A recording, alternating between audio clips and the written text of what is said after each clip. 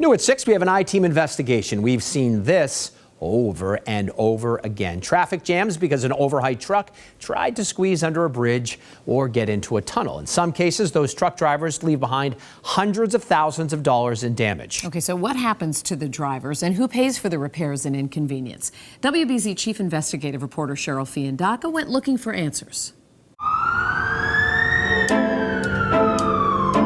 It seems like it happens nearly every day.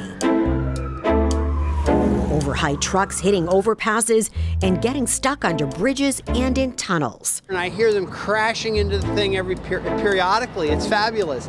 And it sounds just like the ripping of the top off there. It wakes me right up.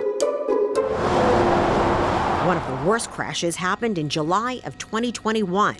A truck hauling a water clarifying tank hit the Roosevelt Circle overpass on Route 93 in Medford, bending one of the structural beams and splitting the other one in half.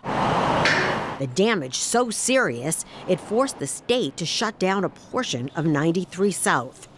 Highway Administrator Jonathan Gulliver says these types of incidents have a ripple effect. The amount of problems that it actually causes, both to the traveling public who has to get stuck in those and to us when we have to fix those bridges, is just huge. The fix in this case required crews to remove parts of the bridge and decking. MassDOT estimated the cost of the damage at more than $1 million. Well, I think the state needs to have a better deterrent to keep this from happening in the first place. At the time, the state police cited the driver $210 for the overheight truck going off route and not having a flag car. It's so frustrating. And to find out that the driver just gets off very easily makes it even worse. Records obtained by the I-team show the state has already spent nearly $500,000 to make emergency repairs. Meantime, the owner of the truck, Dove Transportation of Lincoln, Alabama, has not paid the state a dime. Bottom line is the taxpayer ultimately is on the hook. We hope that the state goes after the drivers and their companies. In the meantime, who's paying for it? You and I, and the taxpayer. After the I-team started asking questions, the state filed a lawsuit against Dove. So what can be done to prevent these overheight truck strikes?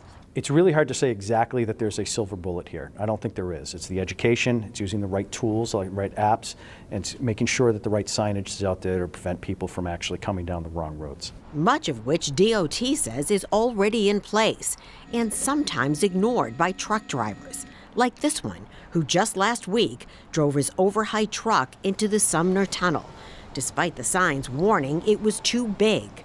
The state police fined that driver $50. Do you think the fines should be increased? I think an argument could always be made that it should be more. There's a very big cost associated with these overheight strikes.